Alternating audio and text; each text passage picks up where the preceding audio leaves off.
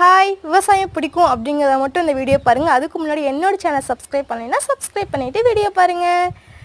என்ன கடலை தாங்க, சில பேர்த்து கடலை செடியை பார்த்தோன்னே கடலை சாப்பிடணும் போல் இருக்கா? ஆமாங்க, எல்லாத்துக்கும் அப்படி தான். அதுவும் நாங்கள்லாம் 3 மாதம் இது நடவு நட்டு அறுவடைக்கு வர்றதுக்கு 3 மாதம் ஆகும். ஒவ்வொரு மாதமும் பிடுங்கி கடலை முத்திருச்சா முத்தலையா அப்படின்னு பார்த்துட்டே இருப்போம். ஆனால் இப்போ ஹார்வெஸ்ட் பண்ணுற அளவுக்கு வந்தனால ஒரு செடி பிடுங்கிட்டேன்.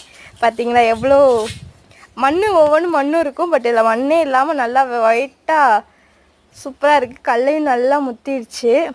இதில் என்ன கொடுமைன்னா, நம்ம சாப்பிட்றத விட இந்த காட்டில் இருக்க எலி, குருவி, அணில் இதெல்லாம் அங்கங்கே சாப்பிட்டு வச்சுருக்கு. பாருங்கள், இப்போ தான் பார்த்தேன் ஒரு செடியில். பார்த்தீங்களா, சாப்பிட்டு வச்சுருக்கு இதெல்லாம் எலி. அதுங்களும் விடுங்க, அதுங்களும் சாப்பிடணும்ல, அதனால் விட்டுறது. இங்கே பாருங்கள், இதுலேயும் சாப்பிட்ருக்கு. ஸோ இன்னொரு செடி பிடிங்கிக்கலாம். ஒரு செடி பார்த்தா அதெல்லாம் சாப்பிட. உங்கள் யார் யாருக்கு பச்சை கலர் சாப்பிட பிடிக்கும்னு கமெண்ட் பண்ணுங்கள்.